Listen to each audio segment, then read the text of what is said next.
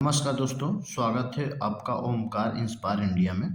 तो आज हम जानेंगे एफआईआर के नियम। एफआईआर किन स्थितियों में दर्ज होती है, एफआईआर दर्ज न हो तो क्या करें, एफआईआर कौन लिखवा सकता है, एफआईआर में क्या क्या पूछते हैं, एफआईआर कुल कितने प्रकार के होते हैं, किस स्थिति में एफआईआर नहीं लिखा जाता है। ए टू जेड एक ही वीडियो में सभी जानकारी देंगे। तो बने रहिए मेरे चैनल पे। यदि चैनल पे नए हैं तो आप सबसे पहले सब्सक्राइब कर दीजिए ताकि ऐसे कंटेंट आपको सबसे पहले मिल सके। तो चलिए जानते हैं एफआईआर के बारे में। तो जो ये एफआईआर है उसको किन किन स्थितियों में दर्ज की जाती है, यानी किन किन स्थितियों में एफआईआर रिपोर्ट लिखा जाता है। तो सबसे पहले हम जानते हैं एफआईआर होता क्या है, इसका पूरा नाम क्या है। तो इसका जो पूरा नाम है फर्स्ट इंफॉर्मेशन रिपोर्ट, इसका पूरा नाम है। इंग्लिश में इसको फर्स्ट इंफॉर्मेशन रिपोर्ट कहते हैं और हिंदी में इसको प्रथम सूचना रिपोर्ट कहते हैं। तब दर्ज की जाती है एफआईआर, तब दर्ज की जाती है जब किसी व्यक्ति को संज्ञेय या अपराध होने की जानकारी पुलिस को दी जाती है। संज्ञेय अपराध वे होते हैं जिनमें से पुलिस बिना कोर्ट की अनुमति से कार्रवाई गिरफ्तार जांच कर सकती है, उसे संज्ञेय अपराध कहते हैं। ठीक है, यहाँ फिर मैं लिख दिया हूँ फर्स्ट एफआईआर का जो फुल फॉर्म है फर्स्ट इंफॉर्मेशन रिपोर्ट, प्रथम सूचना रिपोर्ट कहा जाता है। ठीक है, आई होप इतनी बात समझ गए होंगे। जो एफआईआर होता है तब दर्ज की जाती है जब किसी व्यक्ति को संज्ञेय अपराध की जानकारी पुलिस को दी जाती है। संज्ञेय अपराध वे होते हैं जिनमें पुलिस बिना कोर्ट की अनुमति के कार्रवाई कर सकती है।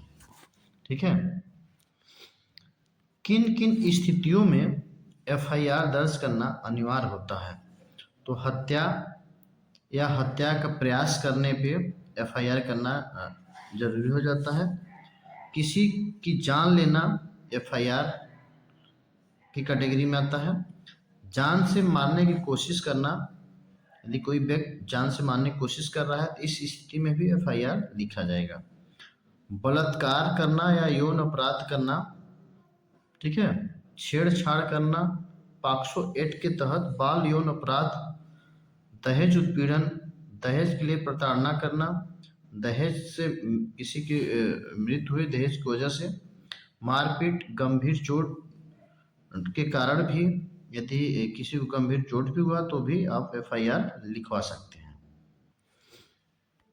और हथियार से हमला करना, गंभीर शारीरिक चोट लगना, चोरी डकैती लूटपाट करना, घर में चोरी या कहीं भी सड़क पर लूट, बैंक डकैती, अपहरण, मानवीय तस्करी, बच्चे या व्यक्ति का अपहरण, धोखाधड़ी, जालसाजी, साइबर अपराध, ऑनलाइन ठगी, फर्जी कॉलिंग, सोशल मीडिया से ब्लैकमेल करना, ये सभी एफआईआर के कैटेगरी में आते हैं।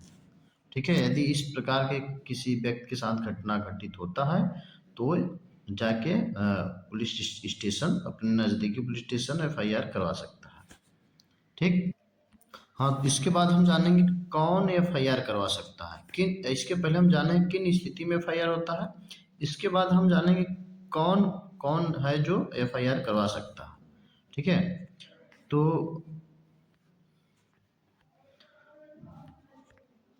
जब यदि कोई पीड़िता एफआईआर करवा सकता है या कोई भी व्यक्ति सूचना दे तो एफआईआर हो सकता है। ठीक है, कोई प्रत्यक्ष गवाही भी एफआईआर दर्ज करा सकता है और मृत व्यक्ति के मामले में परिजन एफआईआर कर सकते हैं।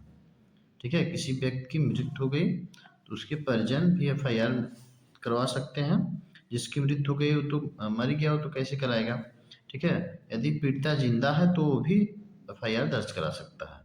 उसकी कोई गवाही भी है, गवाह उनके समकक्ष कोई रिलेटिव है तो भी एफआईआर दर्ज करा सकता है।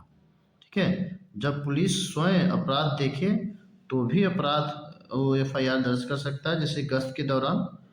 ठीक है, अपराध देखे तो सूचना मिलने पर मौके पर पहुंचे तो वहां भी पुलिस एफआईआर कर सकता है। एफआईआर लिखित और मौखिक दोनों होते हैं। ठीक है, एफआईआर लिखित भी होती है, मौखिक भी होती है। ठीक है, सूचना देने में पुलिस उसे लिखकर, पढ़कर, सुना और हस्ताक्षर करवाती है। यदि आप लिखित एफआईआर करवाते हैं तो आपको लिख के लेके जाना होगा। यदि मौखिक आप एफआईआर करते हैं, आप पढ़े लिखे नहीं हैं, ठीक है, एप्लीकेशन के माध्यम से नहीं कर रहे हैं, तो वहाँ आप जाएंगे तो पुलिस वहाँ लिख कर, ठीक है, आप बोलेंगे, उसको लिखेगा और आपको सुनाएगा कि क्या हम एफआईआर में लिखे हैं, और आपसे हस्ताक्षर कराएगा। ठीक है। जीरो एफआईआर क्या होता है? ठीक है, तो जीरो एफआईआर में अपराध किसी भी थाना क्षेत्र में दर्ज कराया जा सकता है। यदि आप कहीं भी हैं, आपका जैसे आप दूसरे प्रदेश में हैं और आपका जो मामला है दूसरे प्रदेश का है, तो आप किसी भी थाना क्षेत्र में आप एफआईआर दर्ज करा सकते हैं। बाद में उसको सही थाने क्षेत्र में, आपके लोकेशन पे, आपके एरिया में जो उस थाना होगा वहाँ ट्रांसफ़र किया जाएगा। उसी को जीरो एफआईआर कहते हैं। इतनी बात समझ गए होंगे। आप मेरे वीडियोस को कहाँ से देख रहे हैं आप ज़रूर बताइएगा और ज़रूर कमेंट करिएगा मेरे वीडियो कैसे लगे। यदि आप एफआईआर दर्ज करवाने गए हैं, एफआईआर यदि दर्ज ना हो रहा है, पुलिस जो वहाँ के हैं दरोगा थाना इंचार्ज, वो एफआईआर आपका दर्ज नहीं कर रहे हैं, तो आपको क्या करना चाहिए? ठीक है, यदि पुलिस एफआईआर दर्ज ना करे तो एसपी डीएसपी को लिखित शिकायत दें। महिला आयोग, मानव अधिकार आयोग, मजिस्ट्रेट के पास धारा 156 third CrPC online FIR portal के अनुसार आप अपने से भी कर सकते हैं एफआईआर। ठीक है, यदि कोई आपका एफआईआर नहीं लिखता है तो आप एसपी और डीसीपी को आप लिखित शिकायत दे सकते हैं। किन किन मामलों में एफआईआर नहीं होती है? ठीक है, आमतौर एफआईआर किन किन मामलों में नहीं होती? जब तक कोई कोर्ट आदेश न दे, साधारण गाली गलौज में एफआईआर नहीं होता है। छोटा पारिवारिक विवाद में एफआईआर नहीं होता है। सिविल विवाद, जमीन या पैसे के विवाद में मानहानि के मामले में एफआईआर नहीं होता। इसे असंज्ञेय अपराध कहा जाता है।